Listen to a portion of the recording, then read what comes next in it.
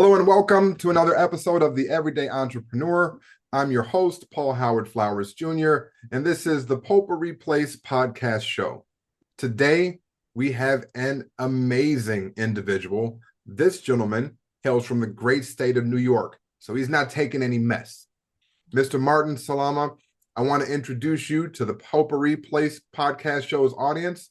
Audience, please welcome Martin. Martin, how are you, my friend? I'm well. Thank you so much. I'm not taking any mess and I'm not taking any Mets either. I'm a Yankee fan. I love it. I love it. Well, and I'm so glad to connect with you. It's a beautiful day. Again, energy is flowing, and we want to share some of this energy with the group, with the family, if you will, that's tuning in to listen to our show. So if you would, go ahead and introduce, again, what's most important to you as far as your entrepreneurial ventures that you've got, again, your hands in right now, and then we'll go ahead and start some of the Q&A from there. Sounds good. Sounds good. So I didn't get to thank you for having me on your show, Paul, because I was making the joke. But really, to be honest, I'm excited to be with you today and to move forward. So I'm known as the architect of the Warriors Life Code, and life stands for live incredibly full every day. That's it. Right. And for me, I do everything on that mantra, on that way of thinking, that I want to wake up in the morning and look for things to appreciate. I write down every day 3 things I'm thankful for, that I'm grateful for, do a little prayer. And then I go, today I'm going to live incredibly full every day. And for that, it means happy and meaningful, right? Happy is self-love, self-care, even a bit selfish. Mm-hmm. Meaningful is, what am I doing for others? Selfless, right? So out of that, and for many years, I was coaching around the ideas of, going from somebody who's a warrior or a wanderer to a warrior. That's where the warrior's life code came from, the warrior. And over the last few years, I've taken it to another level. I do that well. I coach usually men in their 20s and 30s who are a little stuck in where they are, and they're trying to figure out where to go and what happens next. And they're waiting for life to fix itself, and they got to understand they got to fix it on their own, and go forward from there. And over the last few years, I've developed a program where I help coaches, consultants, entrepreneurs get to 6-7 figures within 2 years or less, guaranteed. Now, that's pretty hefty when you put the G word in there. All right. And again, this meeting is being recorded. So again, when you say something like that, you can absolutely put a guarantee to something. That's a heavy thing. Now, we're going to talk about that guarantee in just a bit, but that takes a whole lot of confidence. And that confidence has definitely got to come from some place, like experience, very likely. If you would, Martin, tell us about some of your experiences that brought this about, and again, garnered such a confidence that sits in front of us today. You got it. So thank you for that. So let me go back to an interesting time in our lives a little while ago in 2008. Okay. 2008. Oh, yeah. So at that time, my wife and I were working on a project for about 5 years to build a multi-million-dollar health club and tennis center down by the Jersey Shore in New Jersey. Okay. And it took us 4 or 5 years, because all that time we were finding the right place. We were doing the feasibility study. Then we were raising the capital. We were going out there and getting an engineer, an architect to get all those things and get the approval from the city and the state. Okay. And every time we would get there, we'd go to the banks. And while we're in the process, the bank's like, hey, we love this project. It's great. And if you remember 2005, 2006, banks were lending money as if you were going to Costco and getting the samples from the ladies at the end of the aisles. Absolutely. They were throwing it to you. So like, yeah, we love this project. So we finally get all things in a row. And the final thing was, we were back there. Oh, you need a civil engineer, make sure that the parking is good, make sure that what it's going to do, the traffic and all that. Finally get all the approvals. It's the summer of 2008. Mm-hmm. And we go to the bank and like, okay, we're ready. Like, yeah, we're not lending right now. I'm like, what the hell? I'm $3.5 million into this project. What do you mean you're not lending? Well, things are slowing down. There's a lot of uncertainty out there. A month later, September 2008, we had somebody named Bernie Madoff come along. Yep. We had the subprime loans all fall apart. And just like that, I was underwater and I was broke overnight. Wow.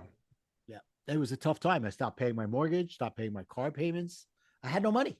And I borrowed up to the hilt, refinanced a couple of times over those times because you could. You'd go back to the bank. Oh Right. yeah, we'll reevaluate your house now, less than a year later, and we'll give you a better loan and more money and all that stuff. And I had my investors and people I borrowed, family and friends that I borrowed money from. So it's $3.5 million into this. So I had nothing. Eventually, about a few months later, my son says, "Dad, look outside." They were towing away my car. Oh, Yeah, it was that bad. okay. It was Yeah, that that's got bad. real.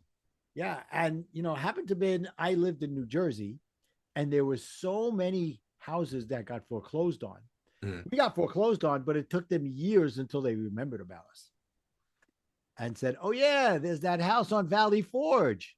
Oh yeah, right. And they finally, years later, but but it was a tough time, and I went into a depression for about a year.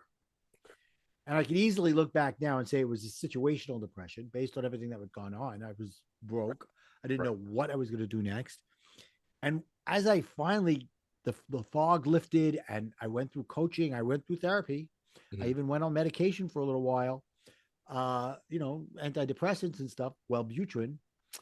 And then finally realized, you know what? It's not physiological.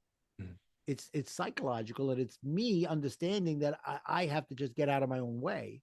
Mm. So I started getting out of this. And like I said, it was therapy and coaching that got me there.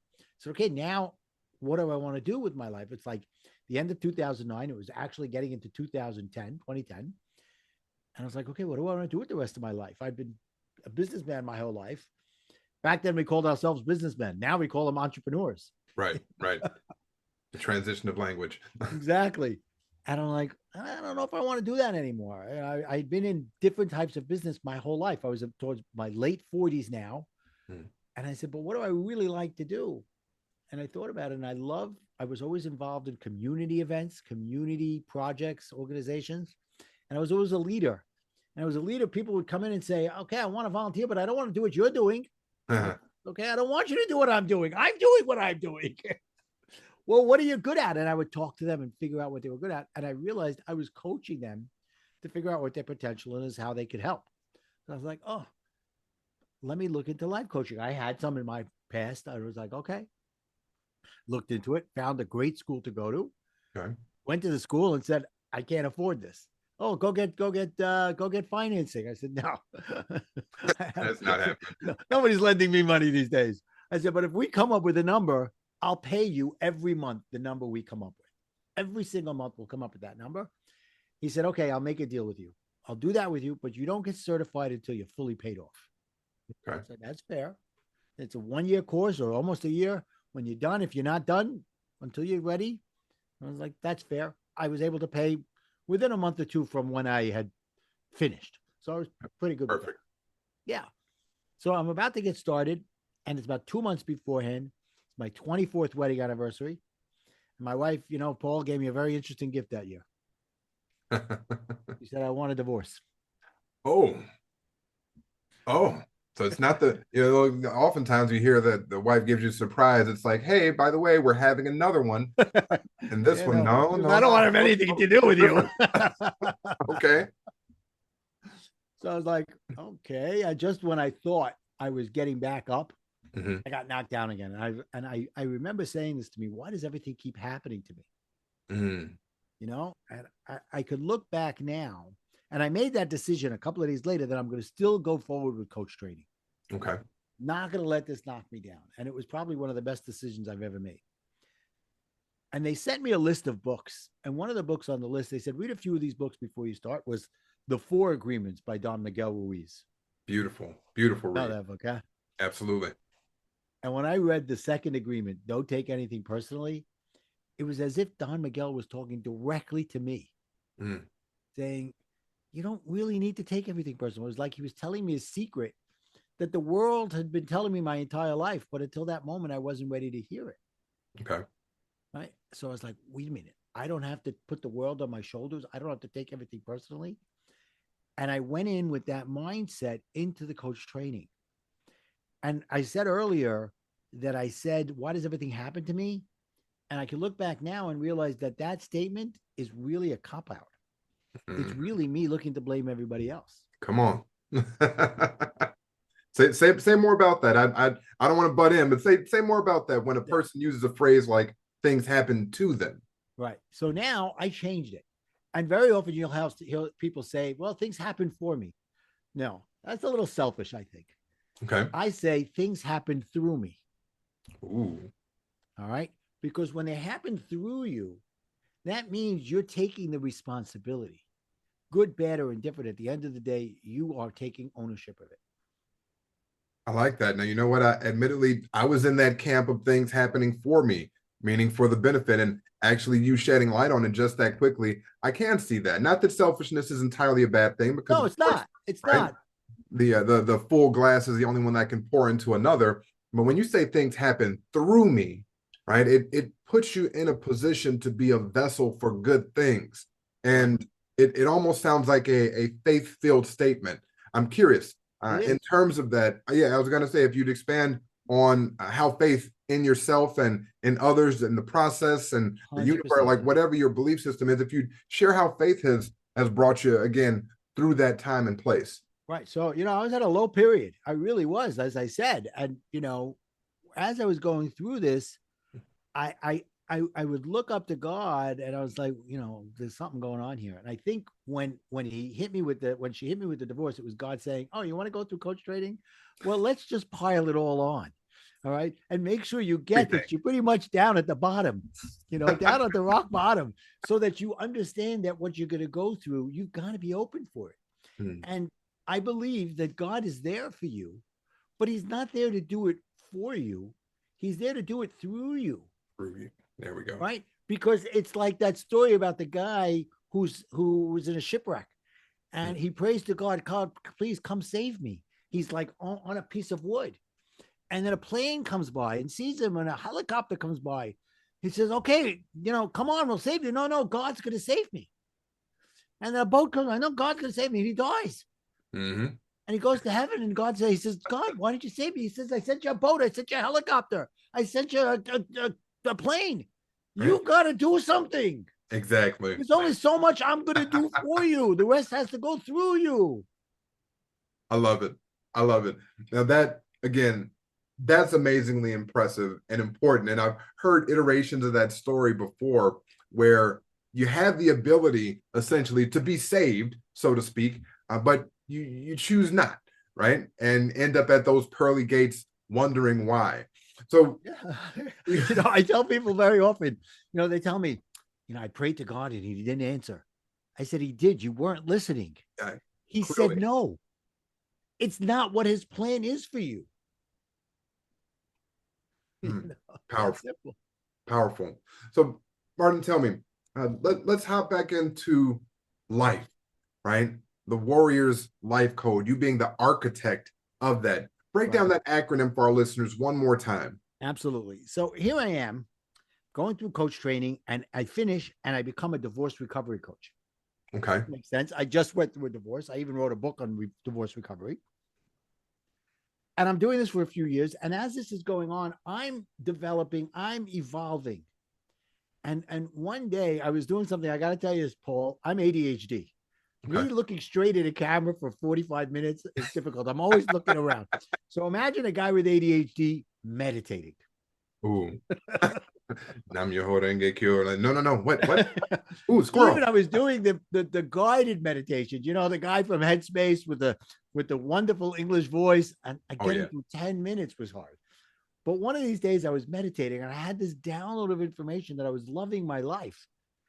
And I wanted to help others to love their life as well. Mm. So I finished my meditation. I wrote for 2 hours. And out of that came this acronym for life: live incredibly full every day. Beautiful.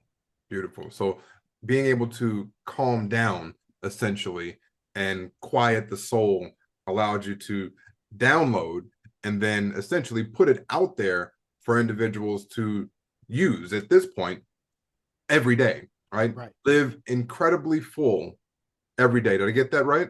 You did. Perfect.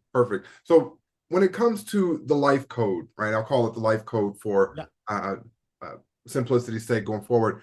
Now, with each piece, right? Because there's steps to this, right? I'm certain there's steps. You've got to kind of Yeah. break it down for us a little bit Yeah. and Yeah. share with us how each piece of the life code really interacts with the things that happen in the real world. Like, how does a life code apply to finances? How does a life code apply to health? How does it apply to relationships? Right. Right. Well, at a very foundational level, okay, I start off by you having to understand there's a process that you're going to go through along the way. Okay. Right. The first one is, and I talk about it in my book, which we'll talk about a little later. It's called Warrior to Warrior. For all those people out there, that's a New Yorker saying the word worry to warrior, because New Yorkers will screw that up, Got it. Warrior to warrior. And it starts with admission, cleansing, and celebration. The process you're going to go through, this is going to happen over and over again. Admission. Admit what's going on in your life right now is not working and you've got to change. Okay. Cleansing is, okay, what am I going to do to change? And celebration is, as I'm making these changes and I see some changes happening, am I celebrating the small victories along the way? Because if you don't, if you say, oh, I'm going to lose 50 pounds and you're only going to celebrate when you hit 50, you never get to 50. Let's talk about those bookends for a second, the admission and then the celebration. I mean, people have a trouble enough time admitting that, they were 10 cents short at the store, or they're the ones that forgot to fill up the napkin holder or put the toilet tissue back on the roll, right? Yeah. Admission is a tough thing for a lot of people with small stuff. It is. How would you suggest a person get over I don't know if it's guilt or what? Again, you got more expertise than this dude, but what is it that stops a person from being able to admit for themselves that there's a problem or that they're the problem? All right. Well, it's a great question. It really is. And I talk about it in a very interesting way. You're going to get a kick out of this. Very often people rationalize that they do things for certain reasons. Right. And I say when someone rationalizes, what they're really doing is they're telling themselves rational lies. Huh. Okay. That one's good. Right. That's good. When you're saying, I wake up in the morning and I just don't feel like exercising today. I'm tired. Are you really tired, or are you looking for an excuse or looking for a reason not to exercise? So you make a rational decision to say, I'm too tired. Right. That rational decision is really nothing more than a rational lie.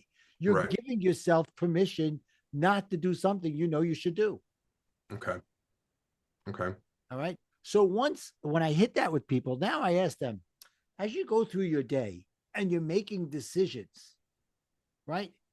If you make no decision, that's a decision. It is. People don't recognize that. They're like, what? What do you? Yeah, if you just say I'm going to punt, you're punting, So admit it to yourself. So as you're going through this, you go, okay, every decision I make has a consequence, good or bad. And am I rational lying to myself? And if I am, what am I going to do about it? Am I going to allow myself to do it, or am I going to change what's going on? Because, Albert Einstein said the definition of insanity is doing the same thing over and over again and looking for a change. So that's where it starts. So, and a lot of it comes to when you come to me, you're looking for something. And who I am is your accountability partner. I'm here to support you. I'm here to be objective. I'm here to tell you when you're doing right and wrong. And at the end of the day, if you're ready for it, some tough love. Okay. Now let's talk about that. And then we'll get to this other bookend, accountability. Yeah. Again, when you talk about being there for someone, and I'll just put it in the context of your programs, what kind of access would a person get to you such that you could hold them accountable? And in the spirit of, again, playing a little bit of the devil's advocate, are you holding them accountable, or are you showing them how to hold themselves accountable? Well, how about if we would take it one step further? I'm having them hold me accountable as well. Okay. That's where the guarantee comes in. Okay. All right. So what I did was, after all these years of putting these programs together and going, and what would happen is now I had this divorce recovery coaching, I had this life coach thing, the live incredibly full every day. And I would go out and I'd find these coach to coaches out there. There are a ton of them. And they go, "Oh, we got it. We know you. We'll show you how to put your program together. Go out there, content create, and make millions." I was like, "That's what I want." And for me, the deeper it really was, I wanted to impact millions of people, and as a result, make the millions as a result of doing that. I'm here's my ADHD coming in again. I'm like a victim of shiny object syndrome. Oh, that's the one. This is gonna be the guy. Squirrel. Right? Every time. Okay. And I'd buy the program and I'd pay all the money. And then I'd get into it and I'm realizing, wait a minute, there's accountability missing here. And they don't care. They've got my money. Okay. Right. And I'm as much as to blame as they are. Me being the client as much as blame, because I didn't read the fine print or I didn't understand what I was getting into or whatever. And they're wrong as well because they're saying, go, do. So I said, you know what? I need to shift the paradigm. And for those who don't understand what that means, it means change the way people are thinking about it. There you go. Right. That's a simplistic way of saying shifting the paradigm. Right, Paul? Absolutely. Absolutely. Change the thoughts. Change the thoughts. So I said, how about if I put together a program where I tell them I'll get them to $1 million in 2 years or less? But instead of saying, okay, it's going to cost X amount of dollars, I'm only going to ask for 12.5% of my fee up front. 12.5%. Right. Because let me ask you a question. Do you want to be coached on information or on results? Results. Information's great, but hell, a lot of that is free at this point to a degree. Right. Well, that's what these other people were coaching. They were coaching on information. Go out and take the information we're showing you, cookie cutter, and make it happen. Okay. Okay. That's actually really good.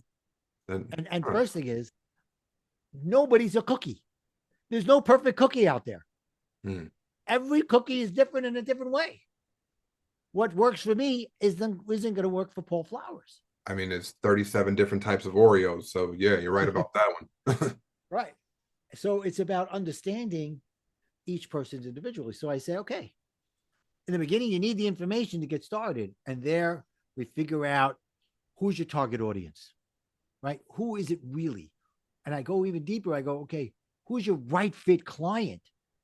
Because you have a right fit audience, but are they the right fit client?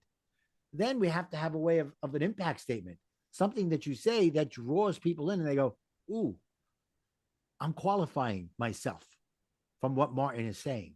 Or even better, I'm disqualifying myself from what Martin's saying. It's not for me what he's got, but it may be for somebody else. Right? That's just as important. Okay. Because you don't want to waste your time talking to people who don't want what you're selling. Absolutely. Right? People think, oh no, everybody wants what I want. No, they don't. It's nice to think that, but it's not the truth. Then you have to know what are the outcomes? What are they going to get by working with you? It's good. Right? It's good. Because that's really what they want to hear. And then at the end, what kind of blueprint are you putting together to get them to their outcomes? Okay. Once they have that, it's then we show them how to validate what they're doing by doing a little market research for free. Go out there to LinkedIn, to Facebook, look for people who are your right fit client and say, this is what I've got going on. And I want your feedback. I'm not asking you to buy anything. I'm not, at the end of it, you want to buy, we'll make another call. But if I want to see if what I'm putting together is you being the audience that I'm looking for is resonating with this, great. Then I'm validated. Okay. What I put together makes sense. If not, come back to the drawing board and let's figure out what's not working. Do it again. Right. Do it again. And the whole time I'm there with them. They come back. We use things like ChatGPT that I've created specific prompts that have my programs built into it so that we're not wasting time. Right. ChatGPT is great. It's a tool. So if you build the tool so that it's a power drill instead of a screwdriver, you'll get there that much faster. I like that analogy. I just came up with it just now. That's really good. I mean, a lot of really good things come on the fly. Now, we had that talk just a moment ago about the bookends, and I definitely wanted to close the loop on that. So Yeah. we got admission, right? And now people are going through this process with you to the point in which, yes, they've cleansed, and then that celebration, right? Again, we don't talk about these things enough. I like to say as men, obviously, I'm assuming you identify as male here on today. So again, for all of my listeners out there, we just want to be politically correct at a time. And I often say that as men, we don't talk about this enough, and especially when it comes to celebrating things, Yes. Yes. right? Celebrating things. So how would you suggest a person celebrate, without going overboard? And I mean that humbly speaking, because you got these people that will celebrate their birthday for 6 months. Exactly. Okay? It's my birthday month. You're right. And my birthday, again, it's an entire thing. So what is there a process to Absolutely. celebrating? And then So let's how take much this is too much example. type of thing? So let's take this example that we're talking about right now. Mhm. Right. So they come to me, they've decided they like what I've got, and they give me this 12.5%. And now I'm not taking another penny from them until they're making money. Okay. Just on the sidelines. So that's the results part that I talked about earlier. Okay. But now we go through this thing and we put together all those things I talked about earlier. What's their impact statement? Who's their right fit audience? What's their outcomes and blueprint? That's a celebration right there. Look what you've accomplished in a short amount of time. Mhm. Take a moment, sit back, live with it for a few days. Do you like it? Okay, great. Do you love it? Okay. Are you connecting to it? If not, come back and let's rejigger it. Yeah. Okay. And once you do that, that's a celebration. We've put something together. Great. Now let's take it for a test drive. Okay. Do the validation, what I talked about with LinkedIn and Facebook and all that. Now you get somebody who says, I like what you put together there. Chick, that's a celebration. Something's clicking. Now Absolutely. build on it. Build on the momentum. Build on what's going on. And these validation calls that I set up with them, 20 minutes tops. Okay. 20 minutes. I don't want to waste the other person's time. And I'll present my thing, ask 10, 11 questions that are keyed specifically to give them the answers they need. Come back. And if they validate, great. After that, go out, sell a few of them. Then we show you how to do the next thing, put together a workshop. Okay. We put the workshop together for them. We give them the CRM in the program. Right? That's an important thing. For people who don't know what that is, that's customer retention management. Absolutely. CRM. There's some great ones out there. I'm using Go High Level right now. Everybody I seem to talk to is loving Go High Level. Absolutely. I'm on the right train. I'm on the right train with that one. Yes, you are. So, and then we go through it, and then we help them fill their founders circle. Founder circle is the first 5 people. You could call them the beta testers if you want. You know? Okay. Founder circle sounds more official, right? We'll stick with that one. Right. When they hit their founder circle, they're making a nice amount of money now. They've signed the people on using that same risk reversal strategy, right? Because it works. It's a nice thought that people saying, oh, wait a minute. You're not going to take any more money from me until I start to make money. No, I'm not.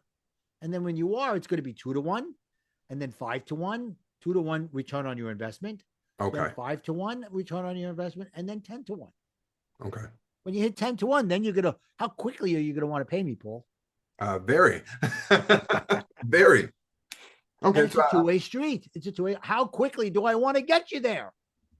Even faster. Exactly. As long as the person's listening and taking those steps. So when we think about a person that is on the receiving end of the coaching, whether they've started the process or not, we come to this field, we come to this place of asking for help.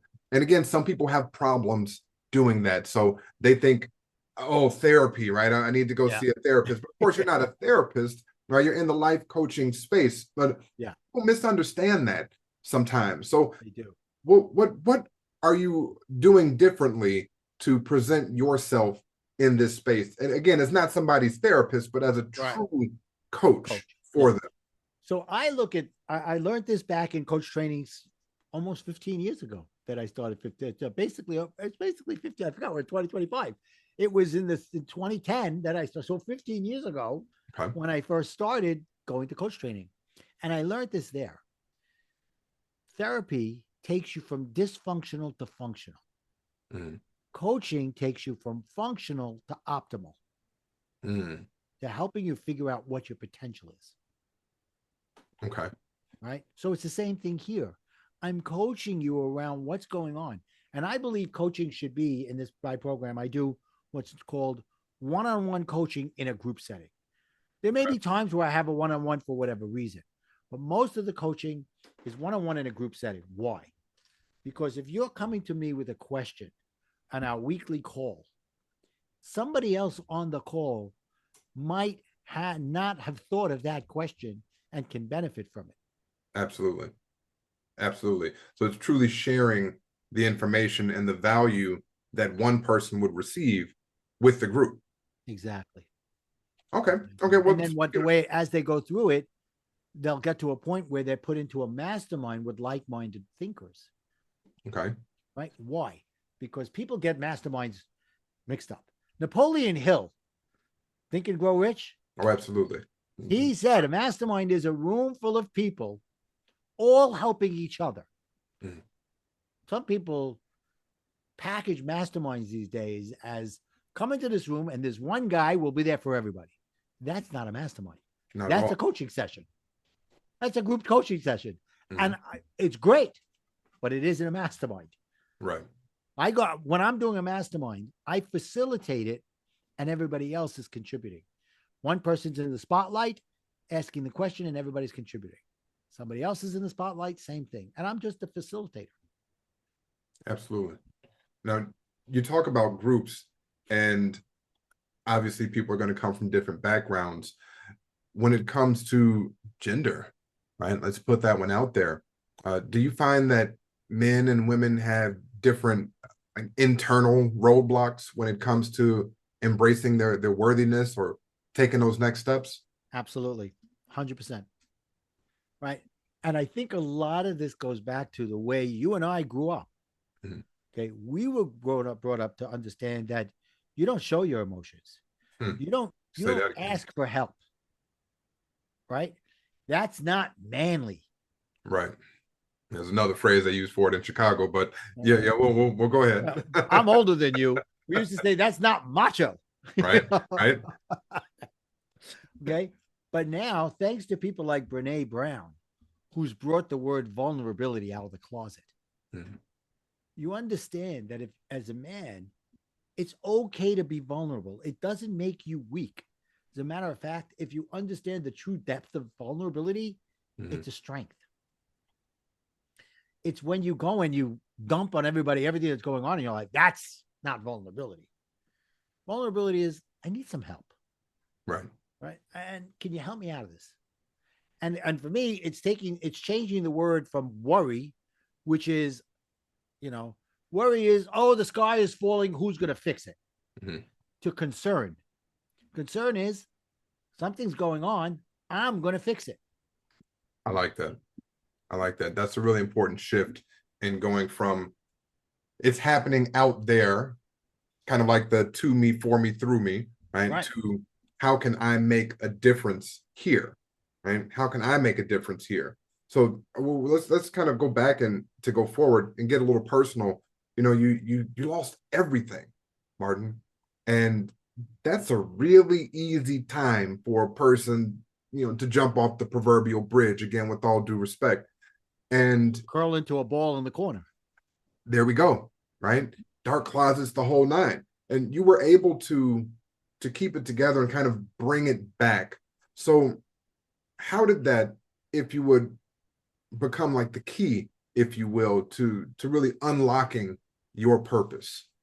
Yeah, that's a great question. So I don't know what, I'm sure God had a lot to do with the fact that I decided to go into life coach training. Okay.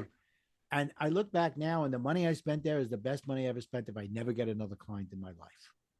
Okay. Because it got me to understand the things that I had looked at as, I could easily say, were default tendencies. And people say, oh, default tendencies, you can't change those. But you can if you want to, for the right reason. The right reason is because you're saying something's wrong with me. I need to fix me, not for my wife, not for my children, not for anybody else. The problem was, and this is started when I realized in the 4 agreements that I was taking everything personally. Okay. And as I started to peel away the layers of the onion, I was kind of stinky. Right? Because I realized that for my whole life, I never understood. I was like one of these guys that I want to make everybody happy. That's just who I am. And really what I was I was a people pleaser. Ooh. Right? That's the first layer of the onion. There we go. Now we're What getting comes there. next for me is, as a people pleaser, I was a control freak. Okay. Because if I'm going to please people, I have to do it my way. Right? And as a result of that, I needed the recognition for everything that I was doing. Hey, I'm a people pleaser. Give me the credit for what I did for you. Mm-hmm. And when all those things weren't happening, I had a very short temper. And I would lose it because how am I supposed to people please and control? At the same time, right? It doesn't work. Exactly. Those are the different layers of the onion. So I was a reactor. Okay. Excuse me. So I had to learn that that's what was holding me back in my life. And it probably played a big part in my divorce. Mm. All right. Now, was I completely to blame? No. Was she completely to blame? No. But that took me a few years to get that. In the beginning, it was like, oh, it's all my fault. I did it. Nobody's ever going to love me again. Going to this coaching, that's what helped me figure it out. Mm. So that's where it comes in. That's the difference between therapy and coaching is I want to change and I want to do the work, but I understand that I'm not stuck somewhere and I need therapy and it takes a long time. I'm somewhere else on a different plane and I know I control the way I can do things. Okay. When you talk about going from a worrier to a warrior, right? And you just mentioned you describe yourself as a recovering approval addict, I believe I've read. I'm a recovering people pleaser. Right? So how does your warrior code reframe people pleasing and self-worth? Oh, that's a great question. So for me, it's I early on, once I started to understand this, I had to change my mindset. And for me, I kind of go to extremes. And eventually you find the middle ground. But I was like, I'm going to go out there and do things that are good for me only, as long as I'm not hurting somebody else. Okay. I'm going to do things for me first, as long as I'm not hurting somebody. Right. And from there, I started to understand that where I went from I was always last to I'm always first to I'm first, but as long as I understand that there's nobody else getting taken down as a result. There we go. Okay. Okay. Well, kudos to you for that shift. And that takes a lot because just in that example of going from, hey, I'm last to, hey, I'm first to, I'm first, and I'm doing it in ethical and a moral way, right? That takes something because some people are okay with being first at any, by any means necessary. Yeah, I call them sharks. Sorry, Kevin O'Leary. I'd rather be a dolphin. Right? I'd rather be a dolphin. Fun. Yeah. Seem to have quite a lot more fun. Yeah, So, I like win-win situations. well, good. Now, with that, when we were talking about right getting clients and I'm only asking because I like for our guests to share just a little bit of the secret sauce, right? And of course, that may prompt them to come on in a little bit further. But when it comes to gathering clients for the people that you're coaching, what would you say? Well, if they're going into coaching, otherwise you're gathering clients for people that may want to come into life coaching as a profession. Again, because purpose of the segment being the everyday entrepreneur, we look to inspire individuals that are looking for new ways or new things that they can do. So how would you, let's say, go about getting your ideal client if you had to start over from scratch? Well, that's a great question. So it goes back to what we talked about earlier. It's understanding, okay, I'm at scratch. Who do I want to serve and why do I want to serve them? Right? What are they going to get out of it? And to be honest, what am I going to get out of it? All right. It's not selfish. It's not altruistic. At the end of the day, I want to make money. One of my clients is a woman who helps trauma-informed. She's a trauma-informed coach. Okay. Okay. She went through a trauma with domestic violence, and now she wants to help other women. But it's not enough because she's got to make money, and she wants to coach other women to coach other women. Right. Right? She wants to coach women to go out there and coach other people who are going through domestic abuse. Mm. So her impact statement says it's faith-based, it's helping people get out of domestic violence and be profitable. So she's letting them know right then and there, this is what I'm looking to do. So it's the same thing for each one individual. You've got to figure out who is your target audience, who's your right fit client, your right fit audience. You could say, oh, my right fit audience is health professionals. That's too broad. So Right. you could say, oh, my right fit client is a chiropractor. Who's in the right fit? Who's in the health profession? Right? You see the difference? Right. The niches. Right. Right. And then it's about, okay, what is it that I want to solve for them? What is the outcome that they're going to get? It goes back to everything we said. Once you have that, then it's okay. You're not really starting from scratch because you're starting to figure out what does the patchwork look like? Mm. And how could I put it together so that it's beautiful and sellable and making a difference? Excellent. Excellent. We know we're actually approaching the top of the hour, so we're going to start landing the plane. But I do have a couple of things that again, my mind starts to work. You say you've got ADHD and mine would be an undiagnosed version of something, right? I won't put a label to it because some attorney might come and use this podcast against me in a future time. But so the life code, the Warrior's life code, oftentimes I think of sometimes we wait too long to get information that can be absolutely life-changing and life-altering. Right. And we've all been doing life since birth. Yep. So I think about this in terms of our growth and where this information might be the most useful. And the first thing that comes to mind, school systems. Right? School systems. So I'm not sure if this is on the docket for you, but I figured let's just go ahead and ask. But if the Warriors Life Code became a school curriculum, like if it was put inside of either public or charter schools, what age group do you think should get it first and why? Oh, wow, what a great question. What a great question. I would have to say that I think probably middle school would be a good area to do it. Okay. Okay.